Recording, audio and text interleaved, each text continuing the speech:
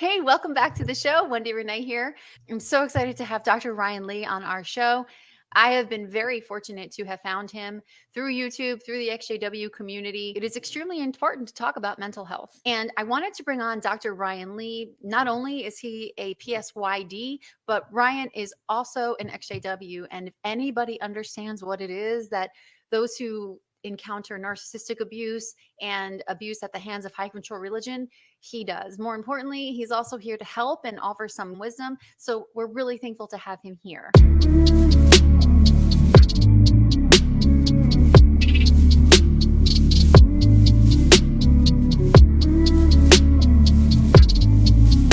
Before we get into it, thank you so much for subscribing. We just hit 1,000 subscribers. How cool is that?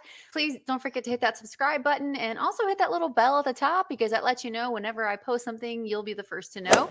And if you're interested, we have a little community over here on TikTok. So feel free to go and hang out with us in the comments over there. And that's a challenge too, because one of the other questions I received was with regard to parents and child rearing. We are told as parents that we're not going to raise good children, morally upstanding, good citizens, unless they have this moral code that's given to us by this high control religion. So parents leave and they're trying to unravel indoctrination in their kids or their tweens, or maybe even older with their teenagers being baptized. There's this issue of you can't raise your kids without this right from wrong mentality. And I'm really especially excited to speak with you about that because I know of your background with kids. And I was wondering if you can kind of speak to that also with regard to right and wrong. Because as a parent of tweens, I shy away from right from wrong because my right from wrong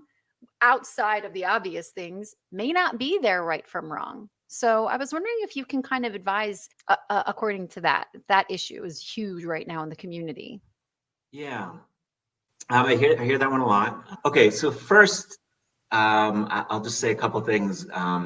One is that this idea that religion is required in order to tame us vicious animals to act like humans is ridiculous. It's just flat out ridiculous. It's born out of the belief that we are rotten to the core, or we are imperfect, or whatever you want to call it. But it's all these religions, or a lot of them anyways, have this base belief that we are born more or less terrible, and that we these external things to keep us in line. And I know so many atheists that are just beautiful, loving, caring, with beautiful children that volunteer, that do good things for the world, that are well adjusted. I mean, you do not need you don't need religion, and so I would encourage people, don't make that mistake. Don't make that's it's just incorrect. What is important, and it can be more specific, but I always hesitate when I say this because it sounds corny, but I swear I've seen it is just loving your kids is 90% of it. And love, when I say love, I'm also including like making sure that they're physically safe, making sure they're not doing anything crazy, teaching them basic rules of manners and interacting in society and how to be a good person according to what feels right to you. But that's really all you need. I worked with, populations of families that went through a lot of trauma, a lot of poverty. And there was always this kind of question of, why do some people experience these terrible things and yet the kids grow up okay? And then the same set of experiences happens to someone else and the kid grows up with all kinds of problems. And what I see it's seen over and over again, and this is backed up by literature, is you just need, one had the caring adult, the other one had the either neglectful, or maybe they had their own mental health issues and weren't able to love and provide that support in the way they need, but it was missing, that piece was missing. And that really made all the difference. And so the particulars about, I remember I just talked to somebody the other day who was kind of stressing about the same thing. And there's a couple of things there. It was one about like whether her kids should watch boxing or something on television. Oh, that makes sense. Yeah. Yeah, because it's violence. And, I could go on and on. Again, there's not really a whole lot of or like violent video games, things like that. Yeah. Yeah. Those things really don't make a huge difference. If they're important to you, then sure, feel free to make a stance on that and whatever you need to do. But those are not the factors that really correlate with how somebody turns out or whether they're well adjusted or not. Again, the most important things are you connected with your child? Are you present with them? Are you spending time with them? Are you supporting them in their interests? Are you sharing the values that are important to you? That's of course important. That's really it. And then I'll just throw in another thing you didn't quite ask, but there's this a lot of people who leave, they have kids who are teenagers, and they get in this mindset of like, oh my God, what do I need to do? And now that we're leaving, and how to protect it. And what I've seen over and over again is by the time a kid hits around 14 or so, the cake's baked. The best advice I can give if anybody's wondering about how to deal with teenagers is do your best to step back a little bit and let them make mistakes and let them do things. When they're younger, of course, you want to be over them and you want to be guiding them and you want to be disciplining them and that kind of thing. But when they hit a teenage years, they're essentially the person they are going to be. And now they are beginning their phases of trying out who they are in the world. And so within reason, the best thing you can do is try to allow them that freedom and recognize you've done your job already. Now you're there for emotional support and for somebody to lean on. And yes, in extreme situations, sometimes you need to lay down the law. And if they're under 18, and they're doing something dangerous, you got to keep them home or whatever. But for the most part, you're doing them a favor by giving them space to make their own mistakes, to try on different personalities, and recognize that if they get that piercing or that haircut that you don't like, or that boyfriend that you don't like, if you rail against them, they will have that boyfriend or haircut 3 times as longer than they would have had if you just let it be. Yeah. I don't know if you remember, but one of the things that you helped me to appreciate, I didn't want to parent from fear, right? So I have absolutely no understanding of what it's like to grow up without the book, without having the answers before you even have the questions. I have no idea what that was like. What I do know is what it's like to operate from fear of getting in trouble, fear of consequence. It wasn't that with regard to my body, I was taught, no, you need to avoid sexual activity at all costs because it's wrong, not because you respect your body. And when it's right, and respect who you are. And, things like that, I was never taught. So moving into that phase with my kids, I actually found to be really comforting, is to give them what I didn't have, is self-esteem and protect yourself and tools and resources to go out there and make a life for themselves. Yeah. No, that speaks that you're doing exactly the right thing. And that speaks to, it's one part of the kind of deprogramming, if you want to call it, that needs to be done in so many different ways. Jehovah's Witnesses teach you are wrong and bad, or they teach you that your sexual feelings, for the most part, are dirty, except in a very confined thing, and when really we have thirst, we have hunger, we need sleep, we are sexual. Those are all basic functions of who we are and what it means to be alive. And so they place this in this category that makes you feel bad about anything that comes up in that department. And then there's so many ways in which they teach you things that seem or feel good are bad, and things that feel not good or bad are actually good. Dragging yourself to meetings, however many hours a week, getting excited about the new spiritual food. We're supposed to all be, yay! And then there's something wrong with you if you're not excited, or if you're bored at the meetings. There's always something wrong with us, always. Right. How important is therapy going through the deconstruction process? Please, I know that so many people, not every therapist understands this in particular. And I have spoken to people who their therapists aren't really helping. I spoke to one who said that he's in therapy for a few issues, but it takes the first 30 minutes of his session to explain terminology and what goes on inside the religion for him to actually get support. So how important is it to get actual therapists, and what is the responsibility on the part of the client with regard to this, to getting help for this? So I want to be careful not to put it in black and white terms. Yeah, I got to be careful of that too. It's a habit. And you're not, but it's when you say how important it is, well, let me frame it this way. It's really nice. It is really useful to be able to find a therapist that does specialize in Jehovah's Witness stuff, or even just cult psychology.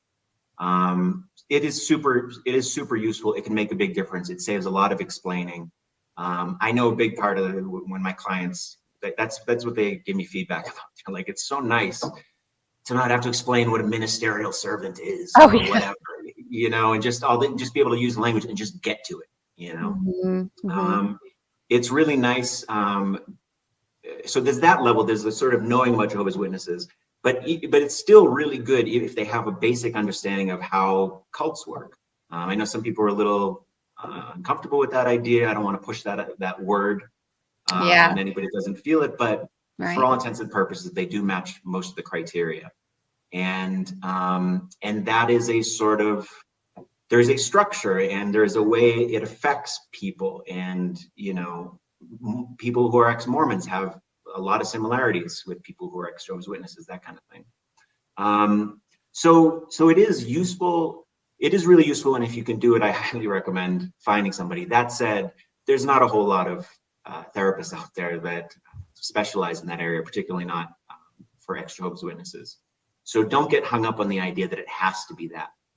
What I would recommend, I would say that therapy in general is a huge help. There's a lot to unpack. And we have this idea sometimes too, that we go to therapists because they're going to fix us, or by understanding our story, they're going to be able to tell us exactly the right thing to do. And it's not really how it works for the most part.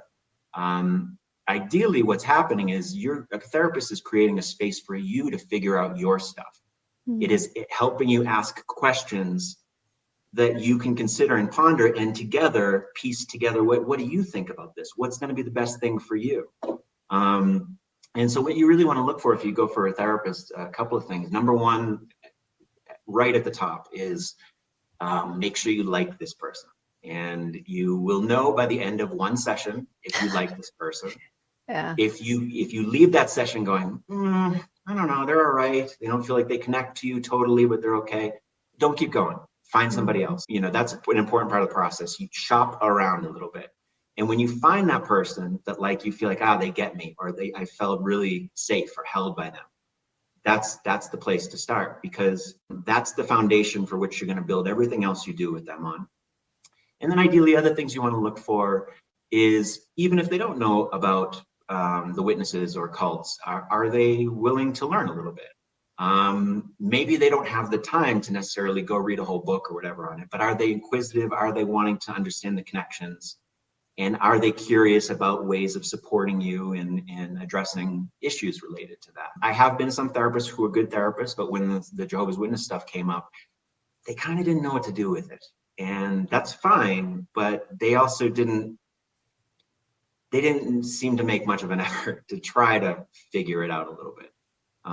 They would generally kind of switch back to topics they were more comfortable talking about. So yeah, it's important, but either way, therapy can be really great. It's just a place to talk things out, to get some validation, and to make plans for how you're going to rebuild the things that aren't working. Well, interestingly, when you come from Jehovah's Witnesses, I know this was definitely my case, and I know there's a lot of people who feel the same. When you are programmed there's always someone who is the foremost authority. Always. And you need that guru. You need that person to give you the answers. And sometimes when we leave the organization, our therapist then becomes that for us, rather than an elder or a narcissistic parent. And the things that you lose, it's only natural to want to have that back again in some way, shape, or form. So I look at it as very similar as if going from being in a bad relationship with a toxic person to immediately jumping into another relationship without looking at what happened. I've noticed a couple of things happen. They'll either go into another religion right away, looking for what they just lost, or they'll find someone else who is giving them all the answers, when really something you really helped me to appreciate, and I'm still working on, is we have the answers within us. And sometimes we just need to come to our own conclusions, because that's when they stick. So as a counselor, when Jehovah's Witnesses leave that organization, they're looking for that surrogate elder or counselor that they just lost. Do you find that is very common when people leave? Oh, absolutely. Yeah. Yeah. And No. And so they again, that's want you to another. give them the answers. They want you to tell them what to do. It's very hard when you don't know what to do your whole life. And then you're in front of a counselor and he's like, well, what do you want? I don't know. That's why I'm here with you. I don't know what Yeah. I want. Yeah. Yeah. No, that's another example of one of those carryovers where you leave the religion, but the structure stays in you, and in this case, the structure is, they'll tell you things like you can't trust your treacherous heart. They have it Oh, infused yeah. in you. You cannot trust yourself to read alternative ideas and not crumble and not be infected by Satan's ideas. You're just taught that you can never turn to yourself. You can never decide what you think because you are so flawed. You need an external authority to tell you, and that's another carryover.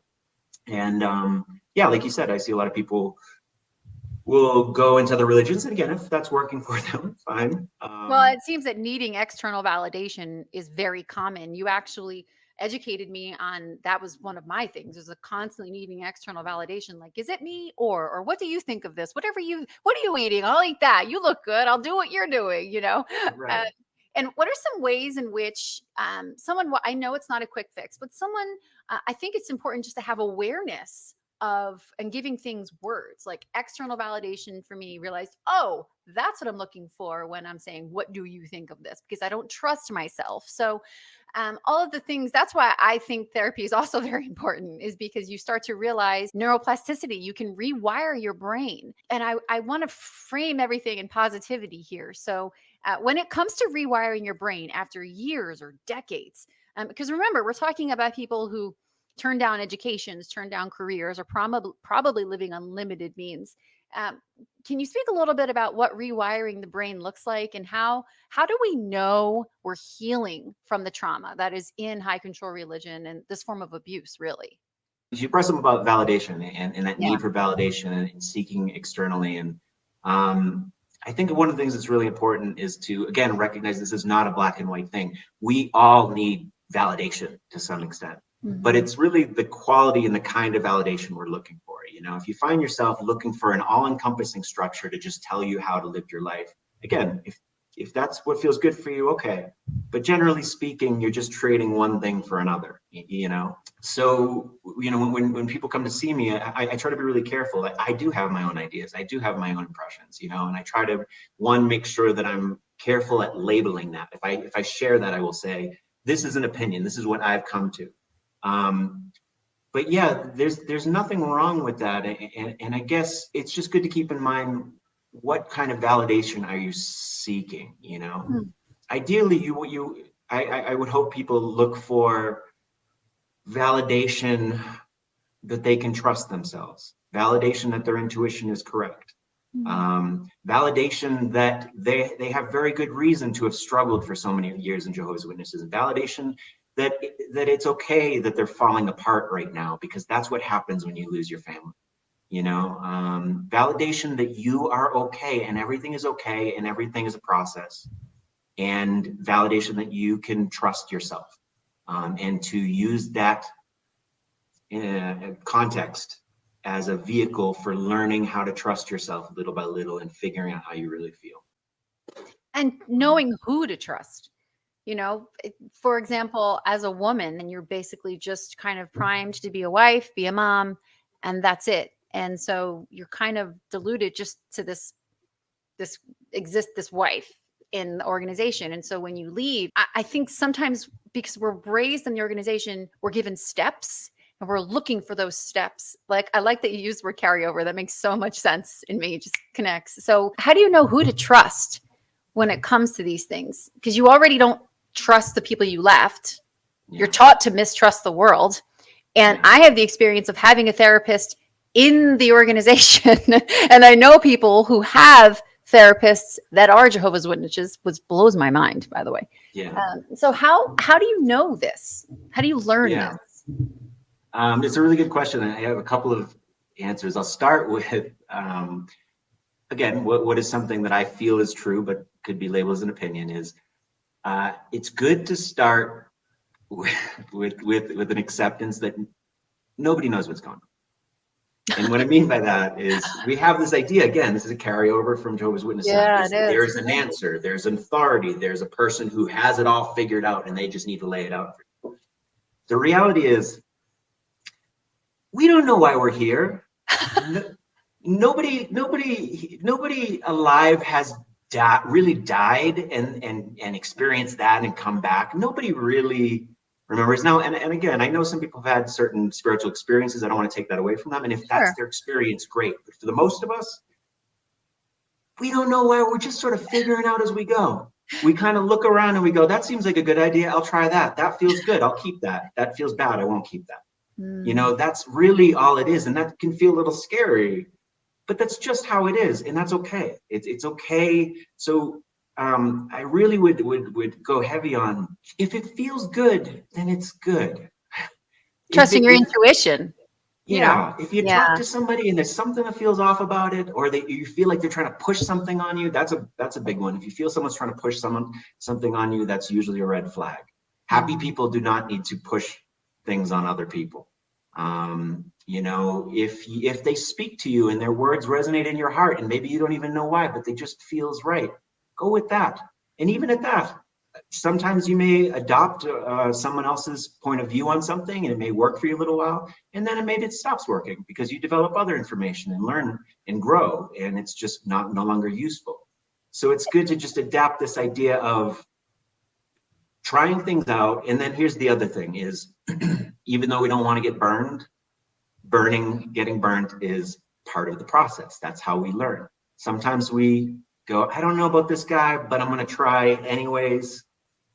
And then, you know, your trust gets broken in some way. And then you learn something about that. You learn maybe that you should have trusted that instinct, or you learn something about the way that went down that will help you apply that into future scenarios. It almost sounds childlike, like reparenting ourselves. Because it's exactly what you said about parenting our children coming out of the organization. It's exactly kind of how we have to be with ourselves. You know, when you robbed of a childhood and you're taught right from wrong your whole life, you lose the silliness, you lose the intrigue, you lose the blowing bubbles just because it's a random Tuesday. You lose that. And so that makes so much sense. And I think we're so caught up in how it looks. Also, that's big with narcissism. It has to look a certain way. You could be down on the inside, but you're going to make this family look good no matter what. Yeah, and if I could take it off, divert a little bit from that point. There's this psychologist named Donald Winnicott, you know, and he talks about the development of the self and what is the true and the false self. In an ideal context, when he calls it good enough parenting, you are, as a child, created of an environment where you are come out of the womb, you are just who you are with all your quirks and idiosyncrasies, and you are presented with an environment that, relatively speaking, allows you to express and be that authentically and react how you react and be interested in what you're interested in, you know, within reasoning, of course, keeping safe. But when it's not good enough parenting is when the child enters into an environment where there are just unlimited on how this person needs to act, feel, think, what they say, what they do, you know, whatever opinions they have. And that's what Jehovah's Witnesses is, and that creates a false self. Wow. It is an intense false self for Jehovah's Witnesses, because everything you say is based on what does the Watchtower say about this? And if I say this thing, will I stumble my brother? And, you know, if I act this way, or if I go to this thing, you know, on every single level, it is calculated and fake. And I know that word sounds harsh, but it really is. It's not authentic. Right. And that's the source of so many of the struggles. So to your point, that's exactly one of the major tasks that needs to happen is you need to sort of go back to square one and figure out how to tap in that true self. And the good news there is, I experience this with everybody. That true self doesn't go away. It's still there. It's just buried. It's really buried under a lot of bullshit. So, you know, trust, even when you feel lost, it's there. You just got to figure it out.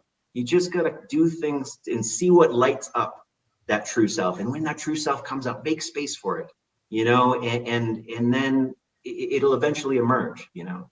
But you said it perfectly, is you feel it when it's true self. And that's a perfect rule of thumb. People go, how do I know if is this a programming, or how do I know if the true self?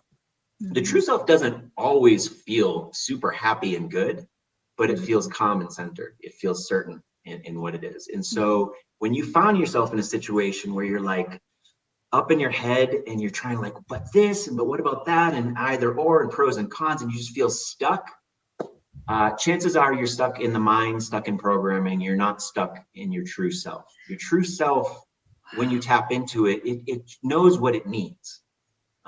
So it doesn't mean you can be in your true self and make a decision that still hurts or still feels sad, but you're able to proceed with that because you know this needs to happen, like a relationship that needs to end.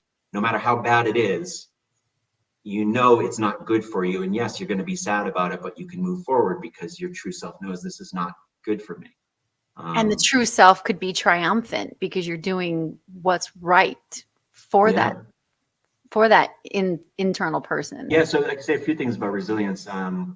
One, if you want to cultivate resilience in your kids, refer back to the idea of just loving them and supporting them as they are. Resilience can be described in a lot of different ways, but it's often the ability to feel like whatever happens is okay. Whatever challenge I face, I can overcome. It starts with that sort of knowing, but it's not something you could just necessarily jump into. You know, it's really more of a product of developing self-love and that true self, and from that springs resilience. So, for example, somebody who's not sort of centered in where they're at, if somebody criticizes them, they're blown way off course. You know. Or if somebody disapproves, you know, of something they're doing, it winds up in knots, you know. If somebody is centered and goes, people may not agree with what I'm doing, but I know I'm doing what I need to do, and I know it's the right thing to do. They can face all the criticism in the world, and they may not like it, but it's not going to bowl them over, you know. So the degree to which you can go, all that matters is how my relationship with myself. All that matters is if I feel good in my heart, in my belly, in my head, and we're all aligned. And once you can cultivate that, there's nobody that can take that away from you. You become stronger as a result. Wow. I just want to meditate on that for a minute.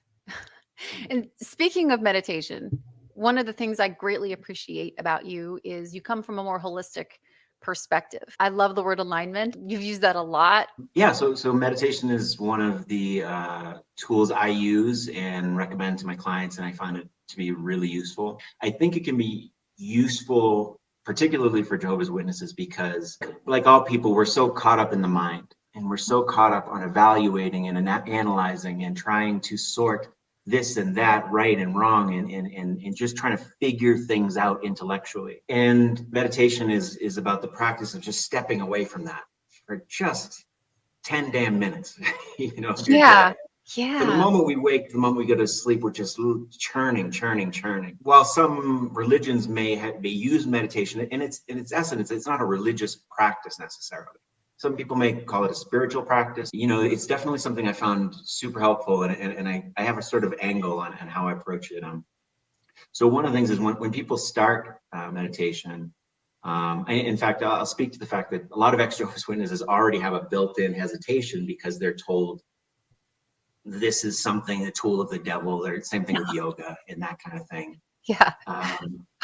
You know, when you break it down, meditation is just calming down and quieting the mind. Yoga is essentially just stretching. It's not a tool of the devil. But even people that decide to start, one of the most common things I hear about meditation is they say they try it a couple of times, they don't like it, and they say, I'm not good at it.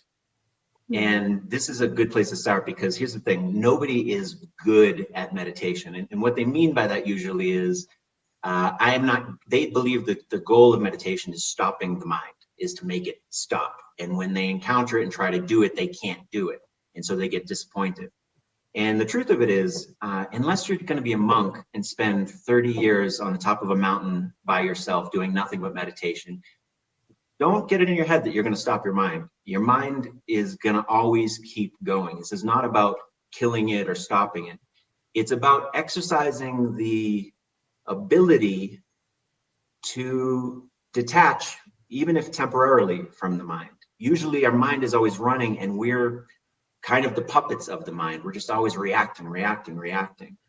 And and it's basically, generally speaking, there's lots of different types of meditation, but generally speaking, there's some kind of focus, be it a candle or your breath or whatever it is that you are directing your mind to.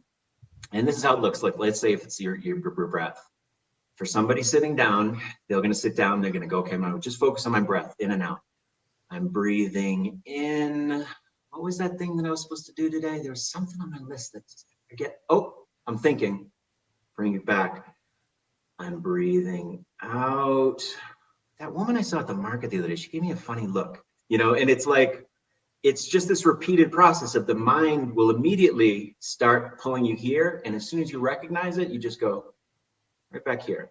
And some people will get caught up and they'll be like frustrated and they'll go, I can't believe I'm not doing it. And that's the wrong way to go about it. You simply want to go, oh, I'm thinking again, moving it back and just repeating that process. And what that does is it just exercises that muscle that says, okay, the mind is there, but I don't have to let it carry me away all of the time.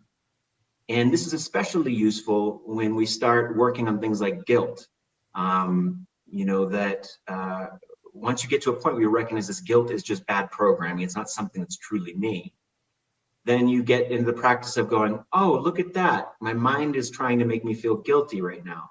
I'm going to bring it back to where I want it, and it gives you a little bit of agency in the process and creates a little space. And that space creates the opportunity for you to make different decisions about how you want to approach it. And it's really, it's beautiful. You don't have to do it a ton. You can do it, if you do it every day for 10 minutes in the morning for 2 weeks, I can almost be certain that you'll notice a distinct difference. Now, the practice itself may not be anything magical or spectacular, but you start noticing through the rest of your day, things that would normally knock you off your center don't anymore. You're able to think a little bit more clearly. You're able to make more decisions that are sort of in line with what you really want. And then I'll add one more thing that I find really useful, and I think a lot of other witnesses do too, is I make the focus of my meditation what I'm feeling. And we carry so much. Anxiety is a big one for ExJw's witnesses, and for most people, it's like this energy that sits in their solar plexus, and it's kind of clenched. It's like a fist in their chest, and it acts up. And we get caught up in making choices based on that feeling. And so, as a meditative practice, I sit with that feeling. What that means is I focus on my intention on just feeling that feeling, not trying to figure it out, not trying to fix it, not trying to change it or do anything to it or try to distract myself from it, but just simply sitting in the actual, let's say, physical feeling of it and just staying with it. And what people find, or what I found and other people I know, is that can go in a lot of different ways. Sometimes you discover that anxiety is trying to tell you something. Sometimes it just dissipates on its own. Sometimes it transforms and shapes into something else. And I've always had a certain amount of anxiety, and through this process, I'm at a point now, even as we're talking right now, I can feel that little energy in my chest, but it's changed to the point that anxiety doesn't even word for it anymore. I've almost made friends with it, and it's still there, and it still sometimes lets me know that I'm acting in some way that's out of alignment for me. But it's almost, I almost have like a friendly relationship with it now, and it doesn't get in my way or prevent me from being able to be present or connect with people. Thank you so much for watching the show. If you have a story that you would like to share, please email me at wendirenay@gmail.com and we will get you on the schedule. And don't hesitate to reach out to Dr. Ryan Lee and make an appointment with him to help you navigate your way through this process. That's all we have for now. Thank you for watching.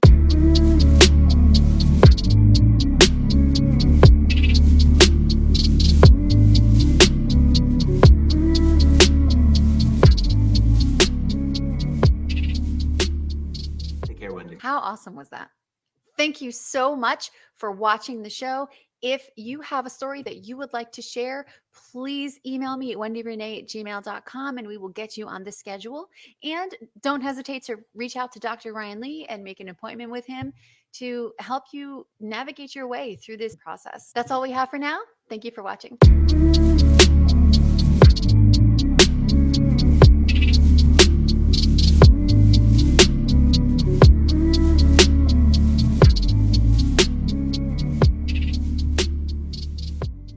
Thank you so much for watching the show.